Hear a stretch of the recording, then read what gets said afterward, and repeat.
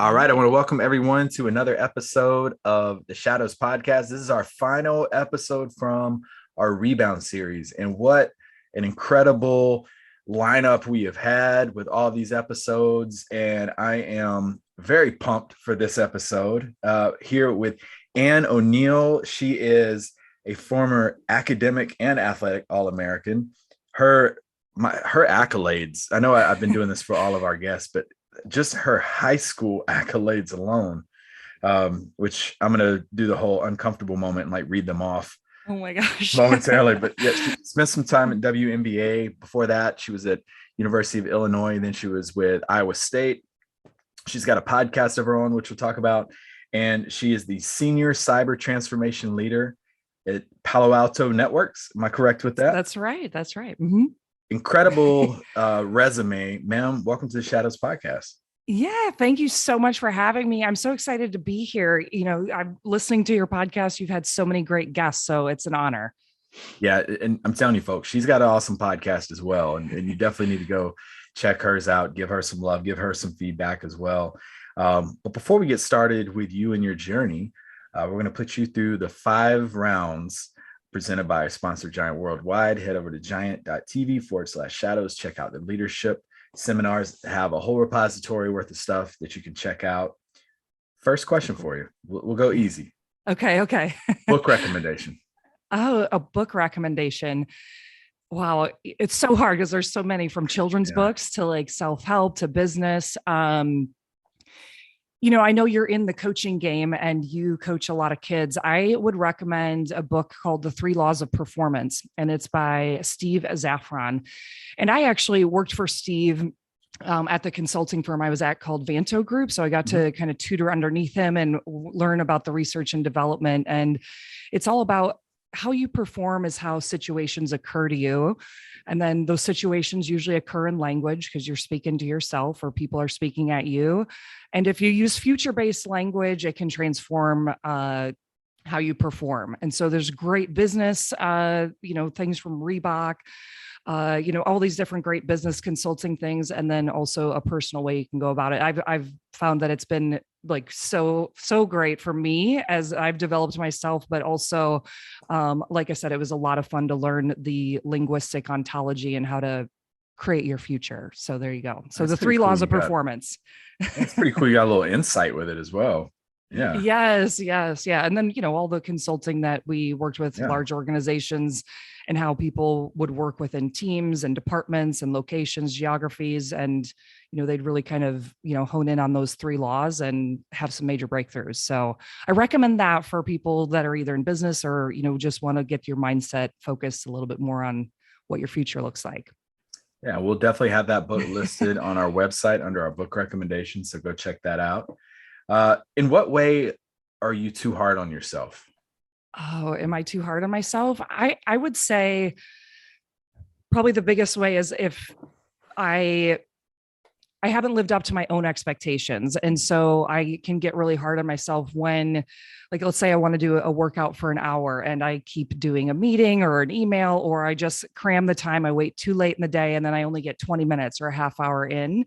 I kind of beat myself up, and I really try to look at that time because I know that about myself, of being a perfectionist and saying what I'm going to do.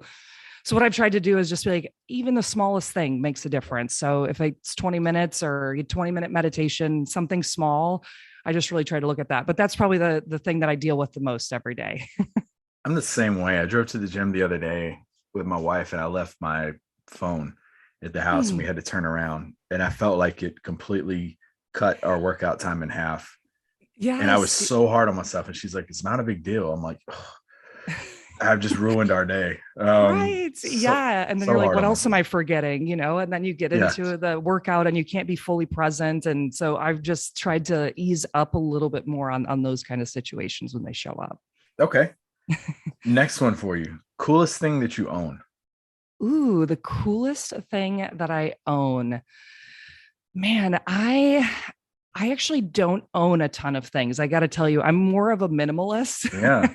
Like I live in a 600 square foot apartment here in Miami, but I will say the biggest thing that I own are all my experiences. So I spend money or, invest in things where I can learn or travel. Yeah. I've worked with some of great teachers. I've traveled to over 40 some different countries. And anytime I can go and have an experience in a new city or with like a new thought leader, I do that. So I have a lot of those on my resume. We'll probably chat about a few of them, but yeah, so those are the ones that I get most excited about. So I probably would say a lot of the pictures and videos that I've created from it. So You definitely have there the we go. coolest mic cover that I've seen. That Yeah, green. thank you. Yeah, Yeah. I do love. Well, I'm like an ocean teal kind of person, so this Yeah. that's why like this color works. They're a But Charlotte yeah, Hornet 1990-ish. yeah, yes, Yeah. I love that. I love that. Yeah, the throwbacks for Yeah. the NBA. Okay. You traveled to 40 plus countries. You mentioned that. Hmm. I'm giving you 2 plane tickets. One, That's amazing. you go back to you can go back to anywhere you've been before. Where would that one return place be? And then the other ticket, somewhere you've never been. Where would you use each of those? Oh wow. Like every place I could think of. So many. So the first one, a place I'd go back to. So I loved a trip that I took to South Africa. Mm, Uh, so I went down there, went to go on a game reserve where the animals roam freely. It was a really nice experience called Lundalozi, if you look it up. And I actually trained with Martha Beck there for a week. She's like Oprah's life coach. If you guys are familiar, she just was on Oprah's book club this yeah, I last saw week. that. How cool is that? Yeah. And so there was a group of like 10 of us, maybe 15 that went and, got to spend a week in the wild with her. And you just kind of came back to your natural senses and things like that. And then this resort was just absolutely beautiful and how they took care of the animals. So I would definitely go back to South Africa. Watching those animals were incredible. And then that's on my list of very soon, hopefully, is a trip to Bali. I haven't been to Bali, Indonesia area. And on my podcast, I interviewed someone from Palo Alto Networks who has a nonprofit over there called Dreams for Life, where they give back to all of these underprivileged communities, like kids that don't have any access to education. A lot of them are orphaned. And so I'm hoping I can go over there and help support him and this awesome foundation. Like I said, it's called Dreams for Life, and it's all over Bali. And I've just been like thinking about that. I was like, I've got to get that booked and be able to help see how he develops these schools over there. So really excited to be able to do that. I love you got the travel bug. I have the travel bug in me. My daughter has it. I mean, I tell people there's so much world to see. Yes. Get Yeah. out. You never know who you might meet on the other side, what Yeah. kind of new food or new experiences, new religion, spirituality that you might run into. And of course, the awesome geography everywhere. So Yeah. I'm always up for a trip. Last question, probably the most serious question of all Oh, of them. okay. Favorite Disney character? Favorite Disney character? I would say Tigger. Okay. Yeah. So I know that that's very random, but I think sometimes life is so simple where you can either be a Tigger or you can be an Eeyore. And so I just like that he wakes up and is in a happy mood and is ready to conquer the day. So that would probably be me. Yeah. Mine's Figment. Okay. So it's been a minute since I watched. What's Purple that one? Yeah. purple dragon from Epcot. Oh, yes. Okay. Yes. Always grew up like so. Actually, this is not my episode. This is your episode, but I just have to tell you this because it came up when I was little. You know how you meet the Disney characters? Yes. Yeah. So Uh-huh. we went to Disney. I had a Figment hat. I wanted to meet Figment. Couldn't find him anywhere. So my dad goes up to one of the street sweepers at Disney and was like, "My son wants to meet Figment." And the guy was like, "I know exactly where he's at. I'll be right back." And he went behind their little employee fence and he came out with his name written on it. And I thought it was the greatest thing ever. And then when I got older, I was like, he just went behind that fence and signed it himself. And I was like, that's all it was. Right. Yeah. My dad was probably like, he wants to meet Figment. Now looking back at it, I'm like, oh, how I felt back then. But what a great memory, though. Oh, I'm so yeah, it cool. was a good Hanging over memory. it. But all right, so now you survived. You survived Okay. our 5 rounds. And now we're going to I jump into loved your those. journey. Yeah, it's a Okay. good little way to break the ice a little bit. So now talk to us about like your early childhood. Was did I read that right? You were from Cedar Rapids? Yes. So yes, I grew up in Cedar Rapids, Iowa.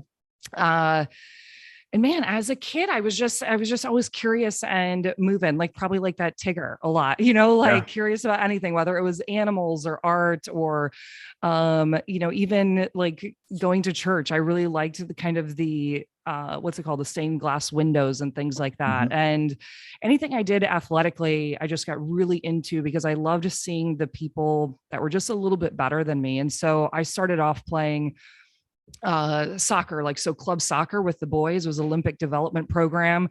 They didn't have all girls soccer club teams back in the day, and so I played on an all boys team that practiced 3 times a week. And I just absolutely loved that experience because the kids were a little faster, a little stronger, but they were very accepting of me, and I got playing time based on my performance, so it drove me to work on my skills so much more. And was able to travel with my family, let me travel with the team all over Illinois and Indiana and Wisconsin. And that's kind of how I first got my competitive edge, I would say, in Mhm. soccer. And you mentioned I'm from Iowa, and during the winter, it is so cold, so cold. So you can't be out on the soccer field. And I found my way into basketball and really, kind of saw how much fun that was playing with the girls and, how I could play and run around and run my energy out in a gym throughout the winter. And so I kind of started to do a little bit more basketball that way. When did you realize, like, wow, I'm talented at basketball? Because you played volleyball, you played soccer, but when did you realize like basketball is going to be my calling card? Well, I went to an AAU national tournament, and I would say that was probably the biggest thing because, when you play in your city or your state, you see a lot of the same kids. And of course, there's some kids that are so much better than you, even the couple of ages older than you. But when I went to the national tournament, we're talking the girls were already like 6'3" at 12 years old. Like it was crazy to watch some of these AAU teams that practice 24/7. So we went there. I think it was Terre Haute, Indiana for like an 11 under national tournament. And I was maybe 10 or 11 at the time. And I saw these kids that were so much taller and so much more talented. And I left that tournament being like, wow, I need to put in some time. If they're Mhm. that good, I got to see if I can be that good. And so that was a tipping point where I started to be more committed towards basketball. And I did. And I got my first recruiting letter, I should say, in 6th grade. So from the University of Northern Iowa, I got my first very recruiting letter from UNI. And that was huge for me because to be a 6th grader, I was still just learning a lot of skills.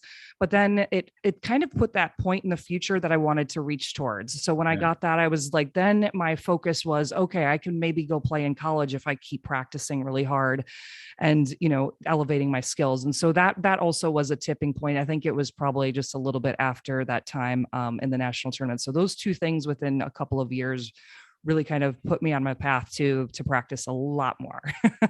Yeah, and before I get in, and that practice definitely paid off because I'm going to talk about some of the things that you accomplished in high school. But before we get into that, what advice would you have out there for any parents whose kids have really taken a liking to a certain sport, or even if like we just had Nathan Coy on here, who was talking about his son was listening to the podcast with him, someone Mhm. who just has that hope of playing a sport in college, like what advice would you give to them?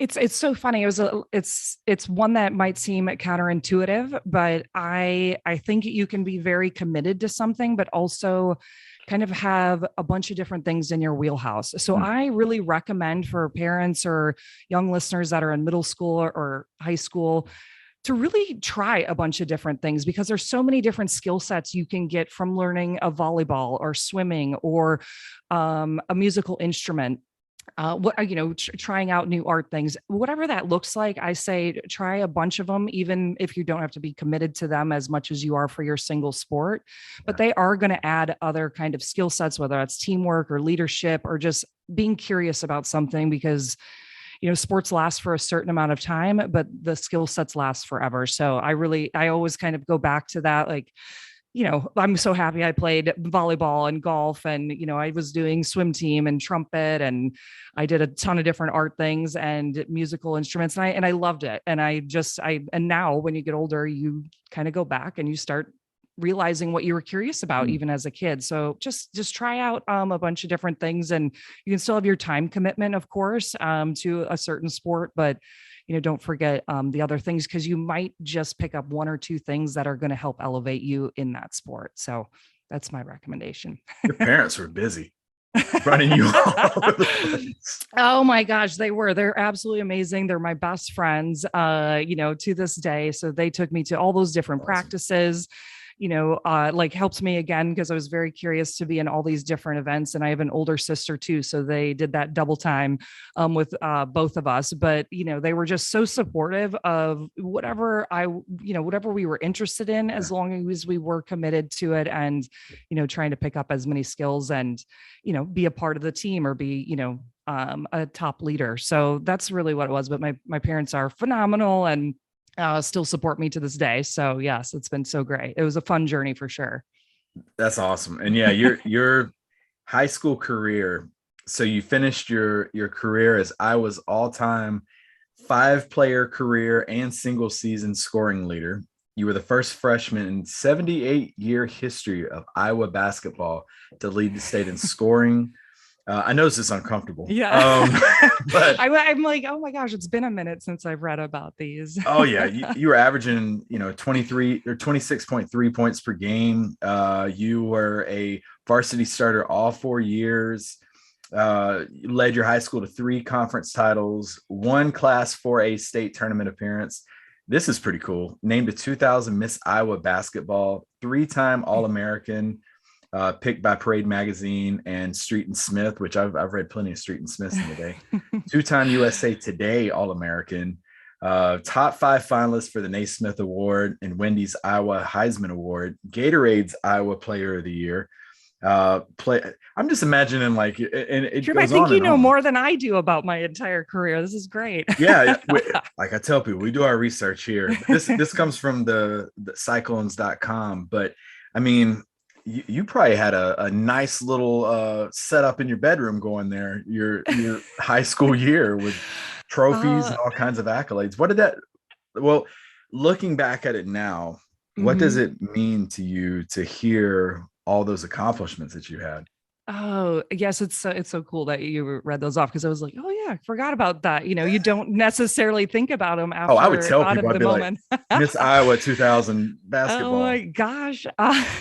Put that on my Starbucks cup. Right. Yes. Oh my gosh, that's funny. I love it. And you talked about my room, and now people, like, with my advice of saying try everything out, they're going to be like, how are you so committed to, basketball? And I was, but I still liked trying a lot of different things. And if I looked back, anything else that I would do, I would just try a few more things. Of course, you can always add a little bit more to your plate. So when I grew up, like you said, I would say one of the biggest things about growing up was, you mentioned my bedroom about trophies. Well, those kind of came and went, but I had like quotes everywhere. I had Michael Jordan posters, Cheryl Swoops.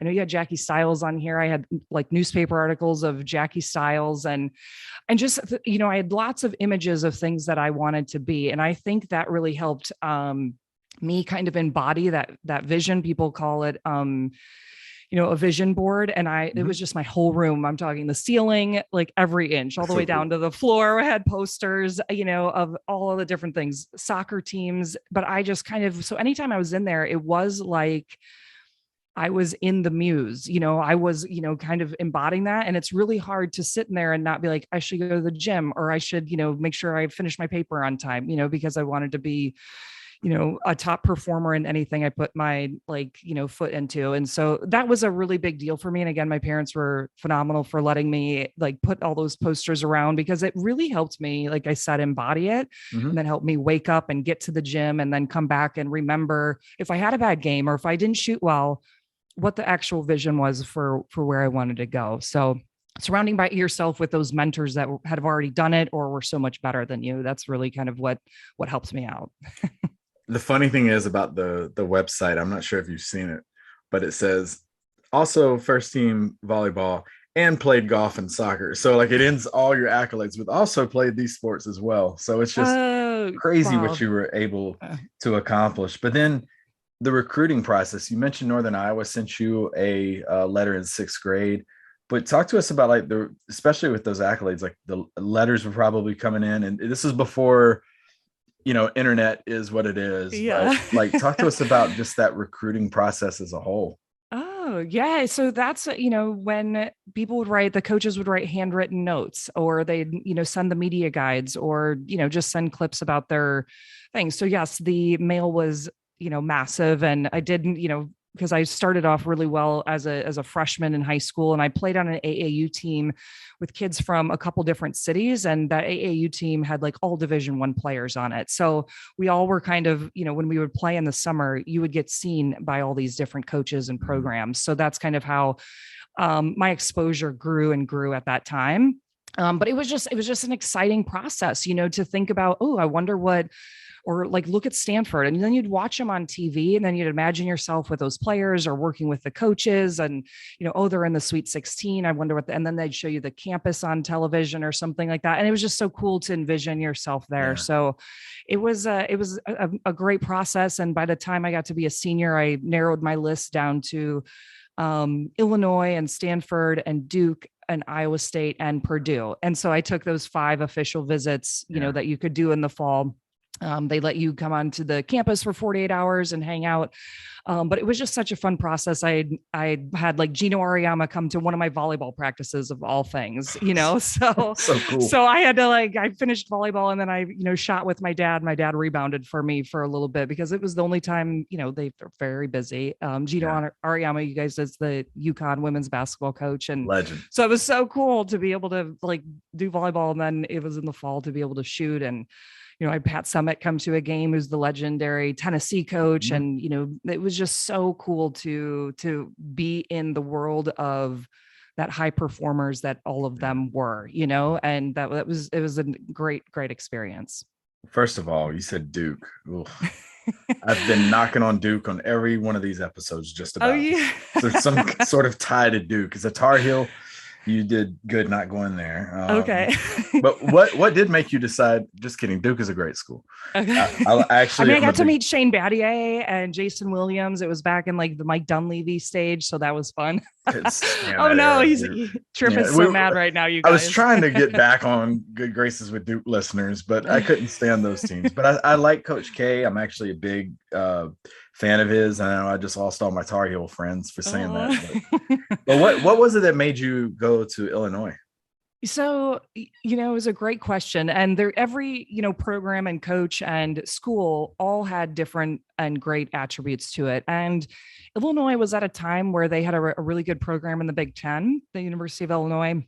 And for the recruiting class that I was, graduating in and was going to come in with, we had the second best recruiting class in the nation. So that means they had all the top high school or, 4 or 5 of the top high school players all committed to Illinois. And then at that same time, when I would be a freshman, there was going to be no seniors on the team. So we had a really great setup to have some great players and opportunity to grow into even elevating the program. And at that time, I really loved that idea of, instead of going to one that's, a traditional, fantastic program, it was kind of putting your stamp on something that you wanted to have grow into a program. And it didn't turn out for me, but that's the reasons I chose Illinois. And you had a great freshman year. You were all Big Ten, and this is when the Big Ten was still the Big Ten. There's been so many school changes, oh my gosh, and conference changes. Swipe Maryland from the ACC, but yeah, you were all Big Ten freshman first team, honorable mention, all Big Ten. You started all but 2 games your year that you were there. What was it that made you transfer to Iowa State? For me personally, probably one of the biggest things that happened during that year was I was a jump shooter. So all those points that you talked about earlier, I would, get off the ground and really have air under my feet, for anybody that knows jump shooting.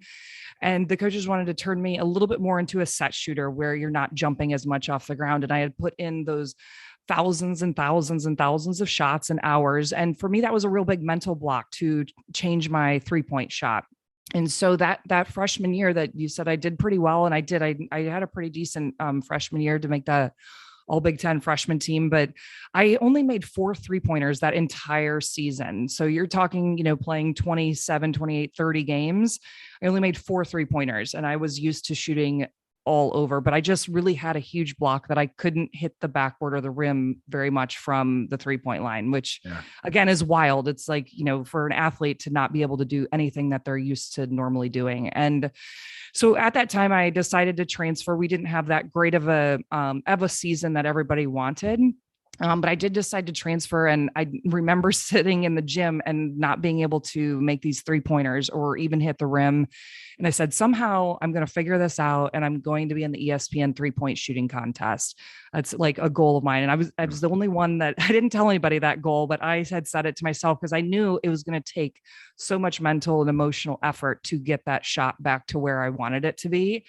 And so that's why I transferred. And, because of other things. And I went to Iowa State, where we had the third best attendance in the nation. And so we played every game in front of about 10,000 fans. So it was a great program. I mean, right now they're in the top 5 for women's basketball and have great attendance. So I had such a great experience there, and, was able to transform my shot, which can be a little bit longer story, but it was a great overall college experience at Iowa State.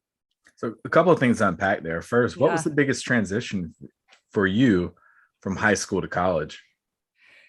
Oh, the biggest transition.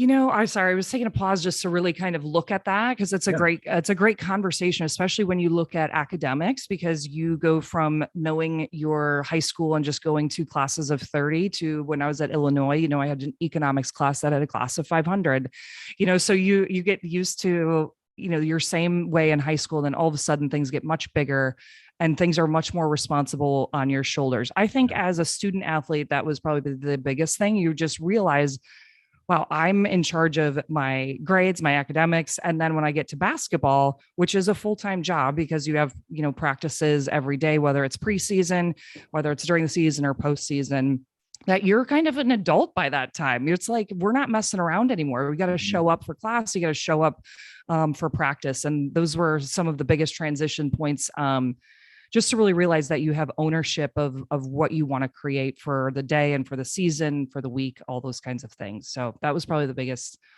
transition out of high school and knowing your same little area. Kudos to you for being academic and athletic All-American. I mean, not just balancing that, but still excelling at it. But with the greatness, you still mentioned that mental block you were having with the issues. The 3-point, the 3-point shot.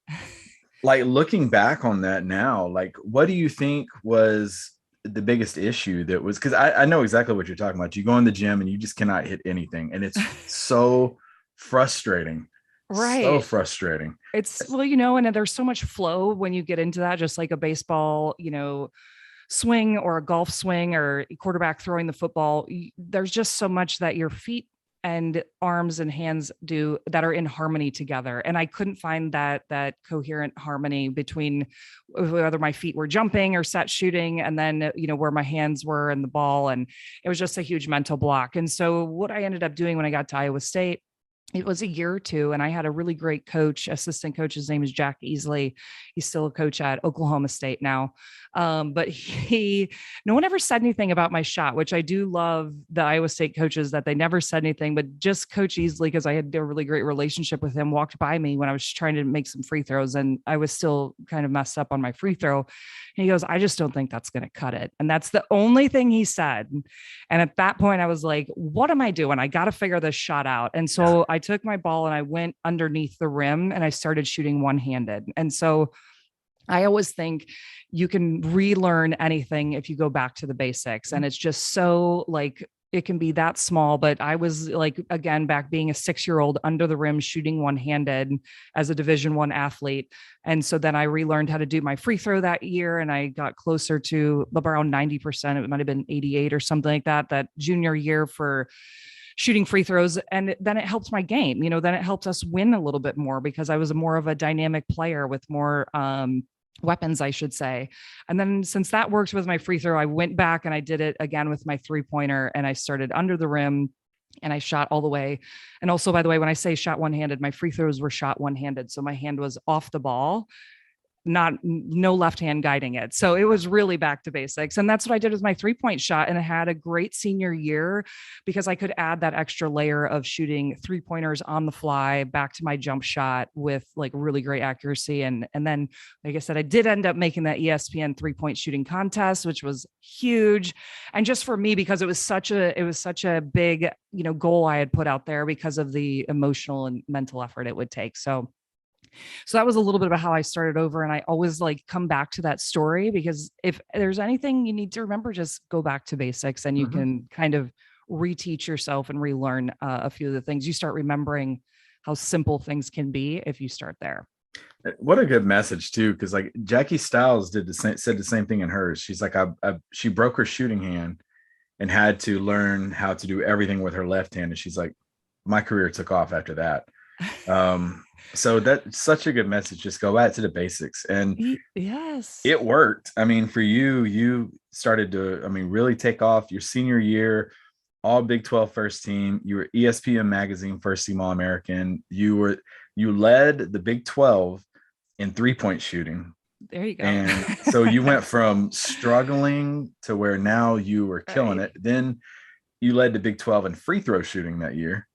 And you led Iowa State in points per game with 16.6. And yeah, you entered the 3-point contest. But kind of going back a little bit in your career, talk to us about the importance of donning the USA jersey.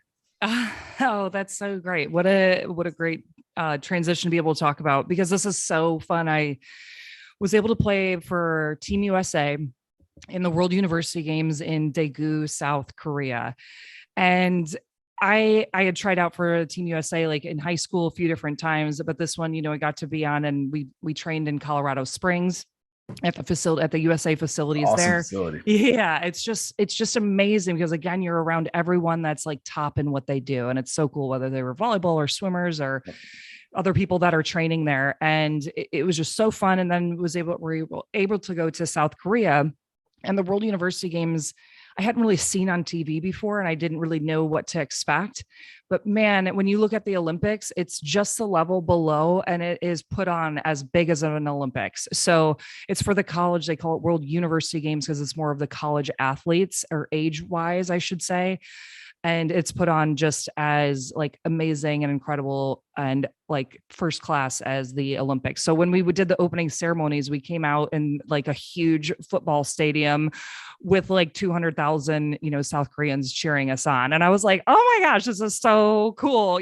So to be able to do the opening ceremonies and closing ceremonies and wearing USA, it was just an amazing experience. The games were so fun. The teams were like next level awesome, but it was just a really great experience to be able to wear that and represent, at the highest level besides the Olympics, but just to be Team USA was so cool.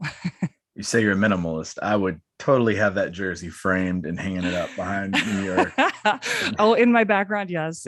Yeah, I would have it, or like your office or something. I would have that somewhere. That is so cool. I actually do have that jersey. So I do have USA number 8 jersey, but I don't have it framed. So maybe you give me an idea. What was Jordan's number in the USA? Wasn't he 8? I don't know. Maybe, possibly. I don't know. Now we'll have to Google. Yeah.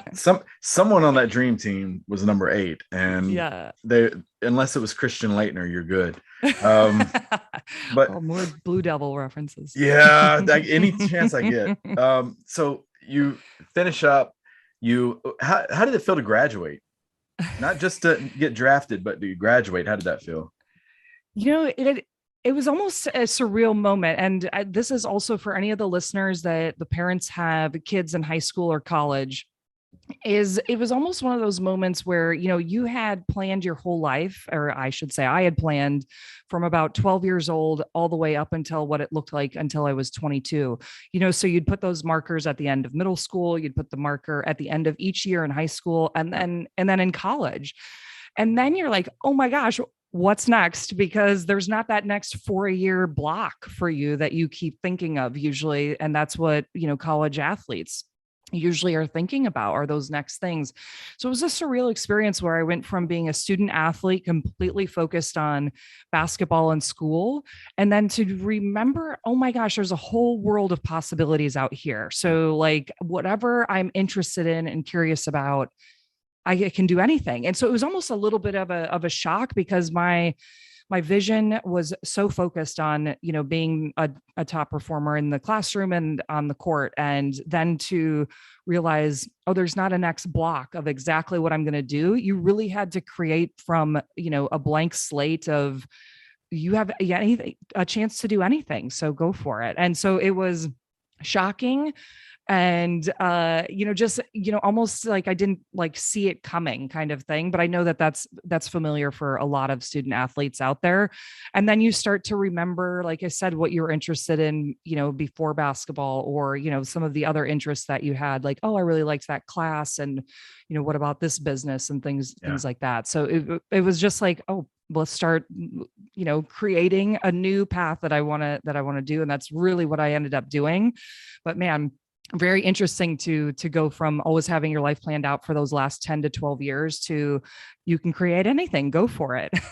And that first path you went on, the draft, you went to the Sacramento Monarchs, and talk to us about your experience in the pros. Yeah, I did. So I was drafted, and I didn't even really know I was drafted. So I was at a football scrimmage watching the Iowa State football team, gold and red teams play each other. And someone called me and said, you were drafted. And I was like, that was so interesting. So I hadn't even knew that I, VCR was drafted, but I was so, I wasn't like in New York and Madison Square Garden, but it was just so awesome. It was such an honor to be, seen as a top player to play in the WNBA. And I was injured at the time. So when I went out to Sacramento, I was out there for about a month or so, but wasn't able to play because I had torn my ACL in college, and then had a couple of different stress fractures and torn plantar fasciitis, which is the arch in your foot. So I'd had a few injuries and I wasn't able to play. And then I coached for a while, and, they called me back for the second season, and that was super fun. They had actually won the WNBA championship. So we got to go to the White House. We played in Madison Square Garden.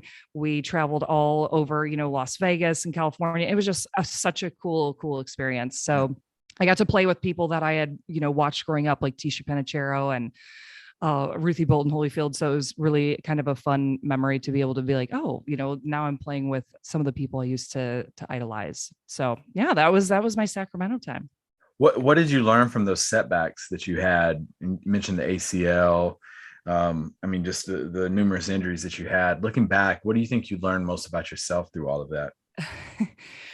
It was similar to what you just shared about Jackie Stiles, about how to, focus on something else. And she really learned everything with her left hand after breaking her shooting hand. So for me, when I tore my ACL, the surgeon came out and said, after I had surgery, they were like, just flex your quad muscle. That's what you're going to do to get back. And I'm like, oh my gosh, I'm supposed to be like a top player, Division I athlete, and just flex my quad muscle. I'm like, oh my gosh. So I just really looked at like, how can you, I brought out a calendar and crossed off each day that I went to my physical rehab. So I could kind of make those benchmarks of, this is when I can start jogging. This is when I can start wearing a brace, or this is when I can start doing squats again. And so you really kind of broke down where you wanted to be in smaller increments. That was probably one of the biggest things that I was able to do, because you could see so much progress. Mm-hmm.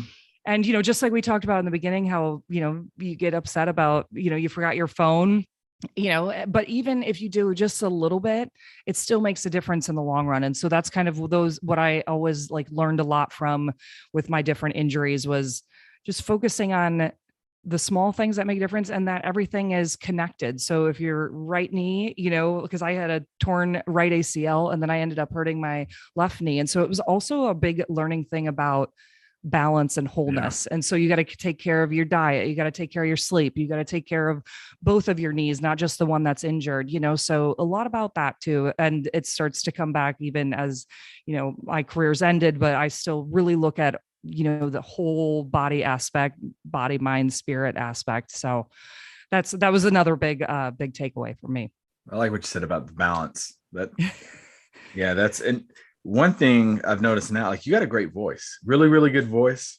Uh, Uh, you did some Thank color you. commentator work as Yeah. well. What was that experience like? Oh, that was a really, really fun experience. I loved it calling games.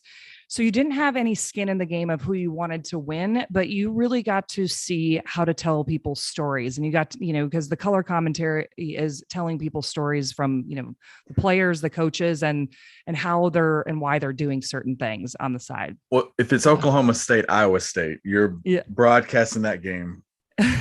How do you not pull for Iowa State in that? So the funny thing is that usually you just hope for a really great scoring game, like a Yeah. high scoring game where it's not just all defense, Yeah. because it's harder to talk through if the people, take the entire shot clock. Yeah. So that's really what it is. It's about the production and how you can tell a great story, and that you want it to be competitive and not a blowout. So you don't want it to be like a 20-point game or anything like that. But most of the time, what I really loved there is, when you're an athlete, you get to see how all the pieces move together. So Mhm. you have coaches, you have trainers, you have your different, players. You even have scout team players that helps you prepare for the game. You have ticket takers. Everyone is up to the same goal of winning the game. And I loved that because I've used that so much in business of different departments and, different people and contexts that you have, that everyone's moving towards the same goal here. And I discovered that in basketball, and then doing that as a TV color commentary, you really got to see that as well, because you had people in the truck that are putting up graphics, and there's people talking to you in your ear and telling you when the next thing is. And, then you have the video guys that are out there taking different shots of the videos. And so everybody is in coordinated action to really make a great, story and program delivered. So I loved seeing that from a different lens, because I, really only saw it from a player's lens. Then I got to see it from coaching, and then from the sidelines calling the games. And you just start to see in business and life how interconnected things are, and how coordinated action really moves people and businesses and teams forward, with that same vision. Yeah. So yeah, that was a really cool part of doing the TV sidelines reporting. I think another big takeaway from this episode that I'm noticing is that regardless of what you were doing, there's some sort of takeaway to where you're at now. And people have, you'll hear someone say like, well, I don't want to work at that job, or this was, your first job, you learned something from it. You have some sort of takeaway, or you missed it. But I really like that theme that I'm seeing here. And you mentioned you did some coaching as well, but talk to us before we get into what you're currently doing in the podcast. How did the pandemic affect you? Well, man, it was tough. It was tough. So I was working, like I mentioned, the 3 laws of the performance, and the consulting firm I was working for, Vanto Group, was a great organization. And I loved all the things that I learned and I was able to apply. But if you guys can imagine, during the pandemic, people weren't shelling out $200,000 or $300,000 for consulting gigs at that time. Yeah. So they had to let go about 3/4 of our consultant staff. And it was on a regular, Zoom meeting. And so it was just like all of a sudden. And so at that time, I shut my computer and I was like, I have a feeling, I just kind of felt it immediately, as that this could really be a great opportunity for me. And I seem to, throughout my career, whether it be, a student athlete, or how I've been able to kind of join in different endeavors, is that I really try to have that mindset of like, what if this is the best decision that I could possibly make, and really kind of lean into thinking about that, instead of saying, woe is me, and, I don't like that, or I don't know how I'm going to get through this during a pandemic. And so at that time, I really kind of did what I call reverse engineering your future. And so I was like, okay, where am I at in 2021? This was the fall of 2020. And where am I in 2021 or 2022? And for me, I really liked doing those like creative looks, because it's almost like you're drawing a blank canvas, like on a white canvas. And then you get to start saying, okay, if I'm sitting in 2021 looking back, these are the things like I'm going to create. Like, these are the people I want to be around. These are the new skill sets I want to learn. These are the places I want to travel. And so I start creating from that. It's almost like, again, that vision board starts coming into real life. Yeah. And you start leaning into or connecting with people or discovering, different things to learn based on that one future vision for yourself. And that has worked out like all the time for me. It was to do the reverse engineering, because you visualize it, and then you can start seeing like, oh, I'm starting to make choices and starting to become that in my daily life, and so just so crazy how it shows up. And now, like I said, so I've waited about 6 months. I found a great opportunity in an industry I wanted to be in, which is cybersecurity.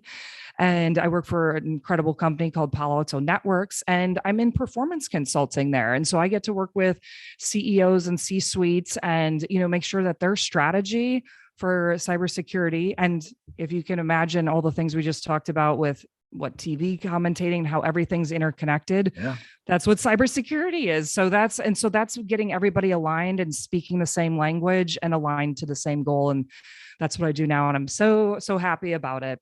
Yeah, it's been good. That was my original job in the Air Force before I jumped into teaching. So Oh my gosh. Wow. Yes. Yeah. It's intense, and, it's only growing, as we all work from home and have so many different devices and things of that, and having a total strategy that everyone's aligned on is a big deal. And so if you see the parallels there between what a basketball team does with all the different roles and has the vision for what they want at the end of the season, I had NCAA or bust on my sneakers, written on my sneakers, because that was the vision for our team, was going to the NCAA tournament, and how everyone had a certain role. And that's literally what you start to do in business, and get everyone on the same language, aligned to the same goal. And so, yeah, that's what I absolutely love to do. And you mentioned that trip about how everything's interconnected, or the balance of all the things. It reminds me of that Steve Jobs quote. I think he gave the commencement speech at Stanford, where he's like, you can't connect the dots going forward, you can connect them looking backwards. And I always think of that quote, because when you start looking back, you realize that, oh, they were connected, but you can't see it until you're at that point, that point in the future, looking backwards, and you start seeing how, oh, it is this huge divergent look at a holistic, life that you've created of different experiences, interests, people, cities, all that kind of thing. So I heard something similar. It was something like, you weren't supposed to see where you're at now. That's life. And yeah, no, that's a good point. And you mentioned Palo Alto Networks. If our listeners out there want to find out more about Palo Alto Networks, where can you point them to? Oh, well, you can definitely contact me, because I'm a point person. So you can contact me on LinkedIn under Hey Ann O'Neill, or if you need any kind of security, you can go to paloaltonetworks.com. But it's a large company. We've got about 11,000 employees, and we are international, one of the top consulting firms in the world. So that's why I love the products that we have. But, we also have a lot of these services where we're really creating partnership with, organizations and people. So, yep. So you can find me on LinkedIn or paloaltonetworks.com. Okay. And speaking of, you've been doing some nonprofit charity work as well. And before we get into the podcast, yes. So tell us about what that means to you and some of the amazing things you've done. So what a great question, Trip. I haven't, been able to share about that as much, because a lot of times, since the pandemic, we weren't able to travel as much and do different things, but I loved going to different places and putting on camps, or like helping out with orphanages and with school. And so a couple of the fun ones that I did, I went to the Dominican Republic, in a small rural town that didn't have any electricity, but we put on a basketball camp for them, and, wow, and painted their school, and the kids and everybody was just so happy. I think that's one of the things that I love about charity work or nonprofit, is because people are just so receptive and love kind of connecting with other people and having different opportunities, whether it's even just dribbling a basketball. I mean, that's when I got there, people were throwing rocks and trying to hit a stick, so to be able to offer all these basketballs and soccer balls, it was great. I loved that. And I went to Costa Rica and worked at a global volunteer network, and worked in different orphanages there, which was fun. And one of the ones I love the most that is, here in the States is the Special Olympics. So Oh yeah. I absolutely love the athletes at Special Olympics because it's really not about winning or losing, but it's about them being there with their friends and having fun and even having the opportunity to perform. And it gave me a whole new look on just performance and people and what they're all about. And Special Olympics, you have some of the best people there by far and some of the best athletes. So, and teammates, I should say that too. So I started that back when I was in college, getting involved with Special Olympics, and anytime that there is possibly an event, I want to be a part of it. So those are a few of the highlighted ones that I really love. And Special Olympics can't help but put a smile on your face. They're so passionate Yes. about, I mean, it's awesome. Yeah. Yes, they're just so happy to be there and Yeah. compete and have fun, and then they want to share with their teammates and they will run and go cheer with all their teammates, so it's not on focus about me. It's definitely a lot more focused on we, and I loved that aspect of it. Yes, 100%. And now let's get to your podcast. So your podcast, Get Busy Livin, good vibes, growth mindset, giving back. I told you I listened to an episode with Joy McAdams. That was an awesome episode. Oh, thank you. We're just getting started. We're just getting started. It's good stuff. So, yeah. And let our listeners know where they can find you, what y'all are all about. Everything about your podcast. So the Get Busy Livin podcast, I mean, it's from a quote from the Shawshank Redemption. If you guys remember that, he says, get busy living or get busy dying. And he's like, that's right. And then he chooses to get busy living. So it is looking at just like your day, the Tigger, the growth mindset, whatever kind of thing that you want. It's about, hey, seize the day, YOLO, let's go. So that's what GBL is. And it was started off as kind of as a party for my parents, their 45th wedding anniversary. My dad came out with all these t-shirts and hats that said GBL on them. And I actually had created stickers and a video, but it also had GBL on them and we never spoke about it. And so we were like, oh my gosh, how did we coordinate this? And so now it's just a funny thing where we'll be like, are you GBLing? Are you GBLing, throughout the day? You better get busy living. And now it's just a fun thing. So whenever trips we go on, we'll have stickers that say GBL on them and people always ask and then they get excited. It's a whole fun community event. So I was like, okay, I'm going to start this podcast and have on, again, good vibes and growth mindset, which again is just like, what is this? For me, it's what's the best thing that could possibly happen and how can we go create that? And then the giving back is just a really big deal because people like Joy McAdams, you see how awesome she is at business and her triathlons, but you don't even realize that she is extremely involved with the Children's Miracle Network hospitals and how much money she's been able to give back to them. And so it's been awesome discovering what else people do that inspire them to be bigger than themselves, which is also one of the main taglines from the podcast. What are people up to that is bigger than themselves out there? And so those are the kind of stories that I'm trying to have. It's about 25-30 minutes per episode. But yeah, that's what it is. And it's Get Busy Livin. And you can find it also on Instagram under Get Busy Livin _POD for pod. So there you go. What was your biggest takeaway from your time as a color commentator that you feel like has helped you out podcasting? Oh, well, I'm just getting started. So I feel like every time I record, I'm learning something new, which is great because you kind of get to start back over again that not everything's going to go perfectly. And you're always going to learn something new about yourself in any endeavor. You're not going to just start off being Michael Jordan, right? You have to put in the hours and the hours and the hours.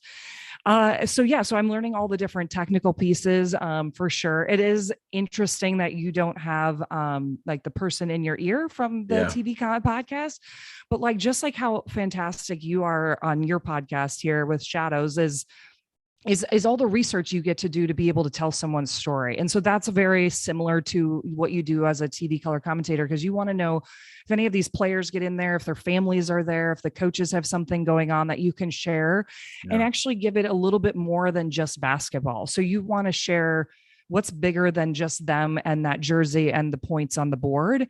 We're telling stories here and why, they're doing certain things that they're doing. And that's the same thing with the podcast is, I'm really interested in, knowing about the person, doing the research to be able to tell their story really, really well. And that, their story, and then you always get surprised, which is fun too. So, Yeah. so that's great. And, the biggest thing I'm trying to work on is slowing down a little bit because I talk pretty fast. So, so that's the other thing that, there's always stuff to improve on. And I'm sure it will be no matter how many episodes I have out there. So I think you and I were talking last week about it, and I was like, I don't listen to my first like 20 episodes. I think Rebound was when I can actually go back and listen to it, because the first ones I'm like, oh really? Okay. So much growing. I got to get a few more. Yeah. I mean, I'm still trying to figure out the right videos, audios. I mean, yeah, the whole thing, but it's been a lot of fun, but I've definitely, already, like I said, have seen some growth. And every time I get done, I'm like, oh, this is what I'll do, just a little bit different. And that's back to the basics, just a little bit more of that, a little bit more of that. So, and, I want to tell people's stories as best I can. So it's always about the other person that's out here. Thank you. That's something I was telling a lot of people, is I was like, people don't tune into the shadows to listen to me. They tune into it to listen to other people. It's all about their experiences and their stories. So yeah, if that was the case, I'd have a solo show. Right. Well, I listened to yours and I still loved learning, even when there's small tidbits about the host, but it's really great. But yeah, you're out here just trying to make it, so the listeners can hear a great story that maybe they wouldn't have been exposed to, and what can they have some takeaways for. So hopefully there's a few different takeaways from some of my experiences out there. Yeah. I stole the limelight a little bit with my Figment story. I apologize to the listeners for that. I have it written down. I got to go check out Figment. I don't think I remember that as well. So yeah. there was like a total sidebar here. This is turning into the Chronicles of Figment. Disney came out with a popcorn bucket for him a couple of weeks back. And there was like crazy, like 3-4 hour line to get this popcorn bucket. People were selling it on eBay for like, did you stand in line?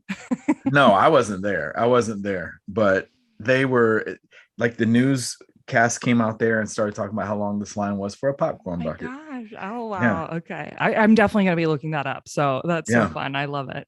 And I don't even know if Tigger is like a Disney movie, but it's a cartoon. Tigger's Disney. You should know. Okay. All right. Yeah, he's Disney. Disney. I was gonna have to fact check myself, but at least people get Tigger or Eeyore. So yeah, exactly. You get to choose. At least you didn't say Eeyore. Yeah, you gotta choose. You gotta go seize the day. So that would have been like, if you'd have said Eeyore, because I can relate to him. I'm like, listen, get out of this. Yeah, it's gonna be a hard one. Yeah. Well, let me ask you this: what do you want your legacy to be when someone mentions your name? Like I said, they can Google you on the cyclones.com, but when they talk about you 50 years from now, what do you want people to say about you?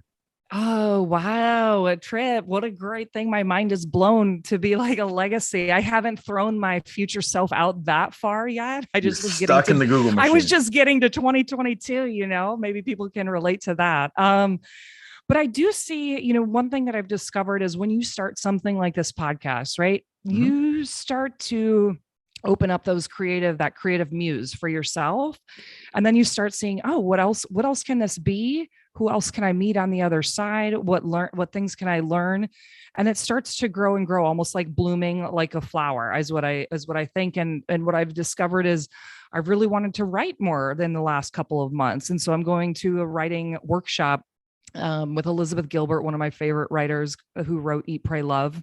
And so I'm going to that in like a couple of weeks, but that showed up by me continuing to talk about it and be like, I really have this great idea that I think's great, but that I'm excited to just take a chance and do, some writing. And so I just want to keep leaning into those things that I'm curious about and then seeing what could unfold, like you said, in the 50-year legacy. What I could say right now that would be a bucket list item, a really big, awesome thing coming from this podcast is to have one of the charities that, we showcase on the podcast on Get Busy Livin, is one of the charities makes it to the CNN Heroes, like top 10 hero that they have every year. And so that would be a really cool legacy to be kind of a part of that, be able to talk about their highlights or, maybe possibly create one, the sky's the limit. So that's kind of, the avenue that I see myself growing in the most, but, I'll just keep listening to see what else shows up from the creative process. So